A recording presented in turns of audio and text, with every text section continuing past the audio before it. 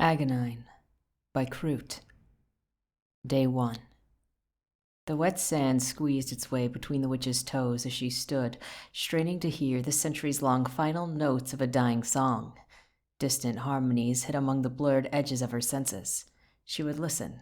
Every day she would listen, until there was nothing left to listen to. When she awoke this morning, the music bled into her consciousness, louder, still but a memory of a whisper, yet definitely louder, and every note a scream. Aggie breathed in deeply, the sea's salty tang and the weed's bitter rot purging the fading staleness of last night's dream from her lungs. Candle, she spoke softly, knowing his hearing would pick up the word. Candle, she sent, knowing that it would make him wince. A fleeting shadow passed over her. Looking up, she squinted at the bright sky. A silhouette was slowly circling downwards. The large seagull landed a few feet away. Witch, it cawed, the hint of laughter in its voice making it sound more like bitch. Something's changed, Aggie said without looking at the bird. Tell me what you see. Candle hesitated. Something in the witch's tone made him wary. Despite his wariness, any questions melted off his tongue when faced with the prospect of conversation. He leapt off the cliff top, his voice fading as he gained height. I shall, because I choose to. Aggie made her way down the cliff path, its way worn smooth by her passing. Once on the beach, she walked until she reached the wide band of driftwood, pebbles and debris marking the extent of the tide's reach. Candle grinned in a very unbirdlike way as he glided low over the water's edge, the air rushing over his face and wings. Caw! He shouted as he passed a man walking a dog, laughing as the man stumbled in surprise. He turned out to sea, gaining height, reveling in his freedom before doubling back, this time following the cliff tops. Aggie crouched a moment to sift through the sea's leftovers, a glassy pebble, a tangle of fishing line, a pearlescent shell, and on until she found what she was looking for. Aggie held up a black pebble, its bare, smooth surface interrupted by a perfectly round hole. Pressing the rock to her face, she looked through the hole, panning left and right over the horizon, seeking something beyond normal sight. Nothing. She returned the pebble and walked toward the sea, making her way down to the rocky stretch of shore. Aggie knelt over a small rock pool. She gazed at her reflection for a while, then slowly lowered her face into the water. As her ears submerged, the sounds of the sea and of the wind stopped, the silence absolute. She held her breath and listened, the silence slowly giving way to the beat of blood pumping throughout her. Candle landed beside the rock pool. He stared intently at Aggie and imagined holding her down as she slowly drowned, as he always did. He waited patiently for her to finish the daily ritual, as he often did. Aggie gasped as she knelt upright, taking deep breaths as the water ran down her face, a gentle breeze momentarily chilling her skin. She looked at the bird, knowing the look in its eyes all too well. No messages today, Candle. We might actually get some peace for once, she said with a hint of sarcasm. Candle shrugged. I saw a man with a dog. Aggie said nothing. It was just a man. Aggie held his gaze. It was just a dog. It's nothing. She stood up and nodded to herself.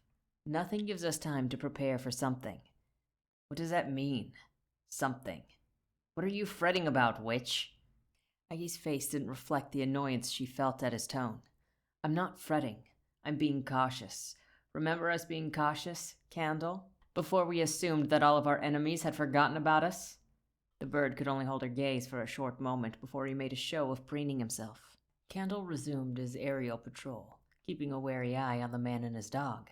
Aggie walked back up to the cliff top. The high path came perilously close to the cliff's edge in places.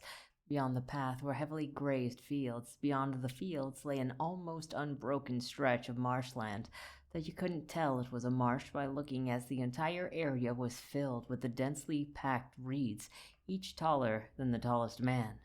Aggie stood at the fence that divided the field from the path. She licked both of her palms, then grasped the thin metal wire and launched herself over. As she crossed the field, heading toward the wall of reeds, she counted the cows, most of whom ignored her. Aggie held the gaze with any that showed too much of an interest in her. They all looked away eventually. She approached within a few yards of the reeds and stood completely still. It was impossible to see more than a few inches beyond the edges, but she tried nonetheless. Not for the first time. She expected her nose to be assaulted by the stench of decay, but all she could smell were the cows. She saw nothing, but she could hear them. To a person, it would sound like something more than a slight wind blowing through the reeds. To Aggie, it sounded like a low, distant moaning.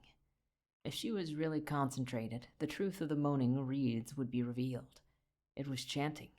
Each reed cried its endless hatred, its endless fear, in repetitious prose.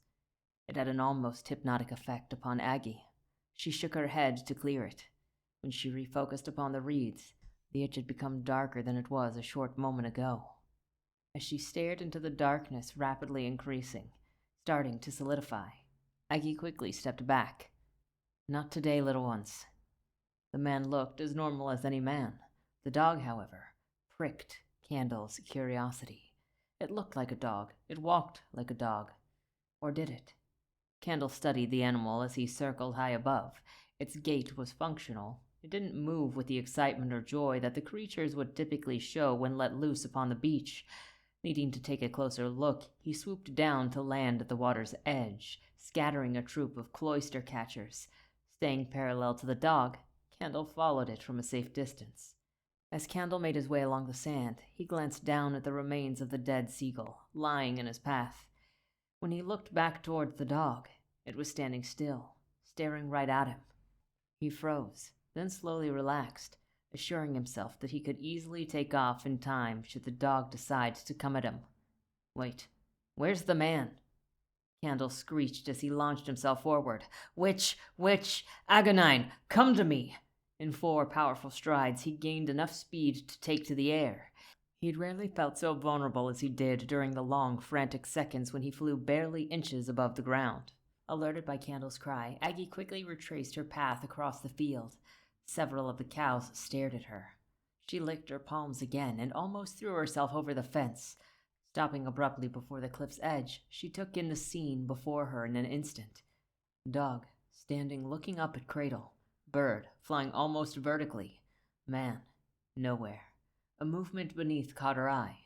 The man walked out from under the cliff, clumsily zipping his trousers up, having clearly made use of the facilities.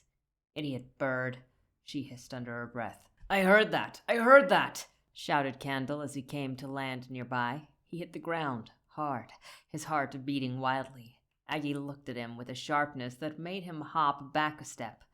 I should have chosen a cat, said Aggie. At least you had the choice, retorted Candle. Aggie sighed. Begone, Candle. Make yourself useful elsewhere. I'll deal with this, and without the drama. She waited until the bird stopped pouting and took to the sky again, watching as he became a tiny speck, soon lost amidst the clouds. Aggie stole herself for what was to come and walked down into the beach. She headed in the vague direction of the man and his dog, not wanting to intimidate them. As she approached them, the dog trotted towards her. Aggie patted her thighs the way that she'd seen people do sometimes when confronted with a dog. Hello, she said, and held out her hand for it to sniff it, which it did, cautiously. As the animal smelled her, she also breathed in its scent. Sand, fur bedding, and biscuits. She breathed deeper, sifting down through the layers of its consciousness. Boredom, distrust, anger, and violence. Their eyes locked as they communicated, outwardly silent. You're no dog. You're no man. And your bird? I can guess what that thing is. It's none of your business, nor is this land. Leave it. Now. Aggie flicked the tip of the dog's nose, making it shudder. She stepped back from the animal, the conversation having taken place in a heartbeat. The man, oblivious to their exchange, stumbled over the soft sand towards Aggie. Sorry, he won't bite. Caesar, come here, he assured her as he grasped the dog's collar. Caesar? Caesar looks cold. You want to be curled up in front of a nice warm fire, don't you, Caesar? She patted the dog on the head, gently blowing air toward it. The dog shivered as ice crystals began to form on its sensitive nose. See? Poor thing. Your master is going to take you home now, isn't he? Aggie smiled at the man. You should take him home now. The man seemed to be in a trance as he reattached the dog's lead. Caesar stopped to look back for a moment before being led away. Aggie sighed, Bloody animals. She looked to the sky. Candle, they found us.